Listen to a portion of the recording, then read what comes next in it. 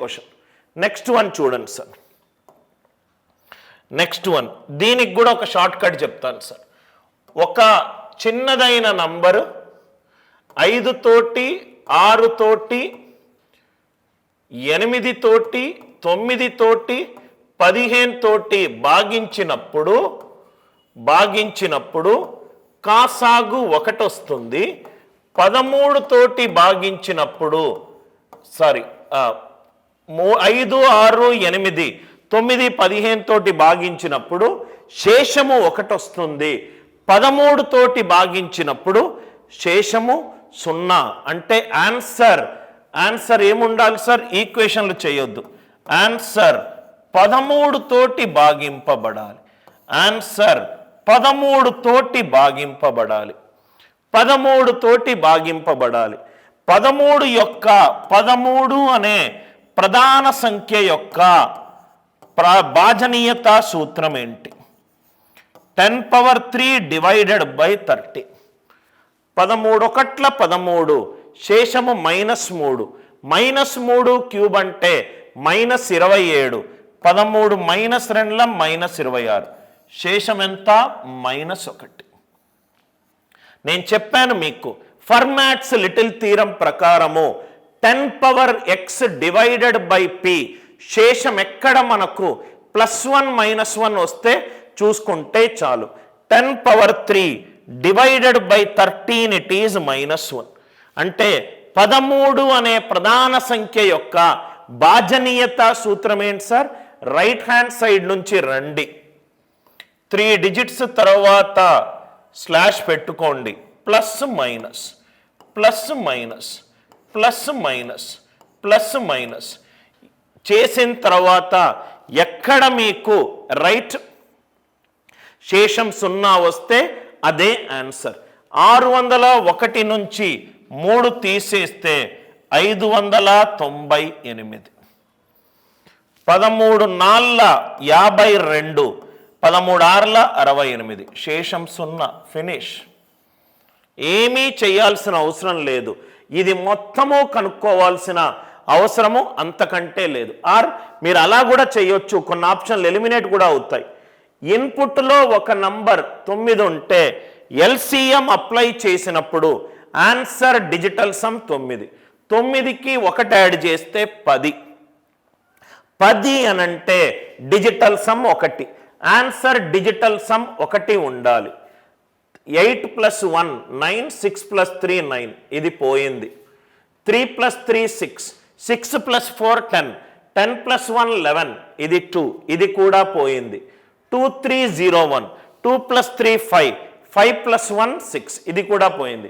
అంటే మనము ఇదే చూడకుండా ఈ లెఫ్ట్ హ్యాండ్ సైడ్ చూసినా మనకు ఆన్సర్ ఫాస్ట్గా వస్తుంది. ఇది కూడా హింట్గా తీసుకున్నా మనకు ఆన్సర్ ఫాస్ట్గా వస్తుంది. ఈ నంబర్ యొక్క ఇన్పుట్లో ఒక నంబర్ 9 తోటి డివైడ్ అవుతే కాసాగు అప్లై చేస్తే ఆన్సర్ డిజిటల్ సమ్ 9 వస్తుంది.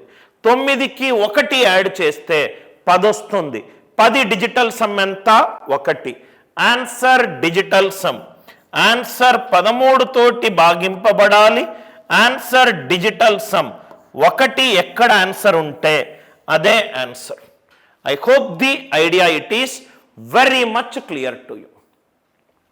ఇవన్నీ కూడా లాజిక్స్ మనము సంఖ్యా వ్యవస్థలో చాలా డీటెయిల్డ్గా డిస్కస్ చేశాము. మీరు ఇంత ఫాస్ట్గా సాల్వ్ చేయలేకపోతే దానికి 3 కారణాలు. ఐదర్ మీరు తీసుకున్న కోచింగ్ సెంటర్లో ఈ షార్ట్ కట్స్ అన్నీ చెప్పుండకపోవచ్చు, మీరు ట్రెడిషనల్ మెథడ్స్కి అలవాటు పడవచ్చు.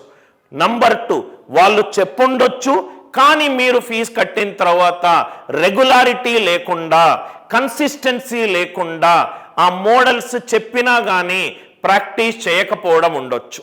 పాయింట్ నంబర్ 3, ఈ సంఖ్యా వ్యవస్థ ఆర్ బీజగణితము ఆర్ రేఖాగణితము మ్యాథ్స్ అంటే మీరు భయపడ్డారు కాబట్టి దాని మీద మీరు ఎక్కువ టైం స్పెండ్ చేయరు. దేనికైతే ఇంగ్లీష్లో ఒక బ్యూటిఫుల్ సేయింగ్ ఉంది sir, when you have nothing to hide, you have nothing to avoid. When you have nothing to avoid, you have nothing to fear.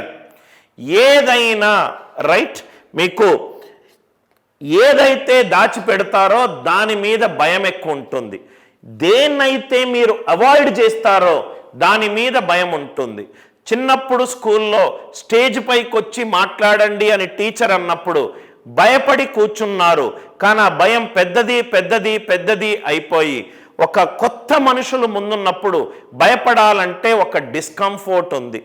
ఏదైతే చిన్నప్పుడు ఒక యాక్టివిటీని అవాయిడ్ చేసుకుంటూ వచ్చారు, రోజు చదవకుండా రేపు చదువుతా, ఎల్లుండి చదువుతా, ఇంకో వారం రోజుల్లో రోజు 10 గంటలు చదువుతా అని ప్లాన్లు వేసుకున్నారు. కానీ ఆ ప్లాన్లు అన్నీ కూడా అన్రియలిస్టిక్ ప్లాన్స్. ఎగ్జామ్ వచ్చింది, ఎగ్జామ్ హాల్ నుంచి బయటికి రాగానే మనం బాగా చెయ్యలేదు అనే కాన్షియస్ ఫీలింగ్ కూడా వచ్చింది. రైట్, లేజీనెస్ తోటో మనకు గోల్ అక్కడ ఉంది. ఇప్పుడు ఎస్ఆర్ నగర్ నుంచి కిందకు దిగి ఒక మెట్రో ఎక్కి ఆ మెట్రో ఎల్బీ నగర్కి వెళ్తుంది అని చెప్పి ఆ పర్సన్ అని ఆ మెట్రో కరెక్ట్ డైరెక్షన్లో వెళ్తే ఆటోమేటికల్గా మనం ఎల్బీ నగర్ చేరుకుంటాము. కూకట్పల్లి వెళ్ళే మెట్రో ఎక్కి నేను ఉప్పల్ చేరతలేను అని అంటే మనం చేరము. అంటే కూకట్పల్లి అనేది మీ ప్రిపరేషన్ రాంగ్ రూట్లో ఉంది, మీరు వెళ్ళాల్సిన డైరెక్షన్ లెఫ్ట్ సైడ్ ఉంది, మీరు పోతున్న జర్నీ రైట్ సైడ్లో ఉంది. ఈ రెండు ఎప్పుడూ కలవు. ఎప్పుడూ గుర్తుపెట్టుకోండి, రోజు 8-10 గంటలు చదవాల్సిన అవసరమే లేదు సార్. రోజుకి 3-4 గంటలు సిన్సియర్గా సీరియస్గా రైట్ చదివితే చాలు. అయినా మీకైనా ఒకప్పుడు నాకైనా మనకు పోయేదేముంది సార్? మనకు పోయేదేముంది? అందరము పేదరికం నుంచి పైకొచ్చిన వాళ్ళమే. పేదరికంలో ఉన్న అద్భుతమైన గిఫ్ట్ ఏంటంటే మనకి ఇంకా పోవడానికి ఏం లేదు, ఏదొచ్చినా కానీ అది ప్లస్సే. ఎందుకంటే ఆల్రెడీ మనం మైనస్లో నుంచే పెరుగుతున్నాం.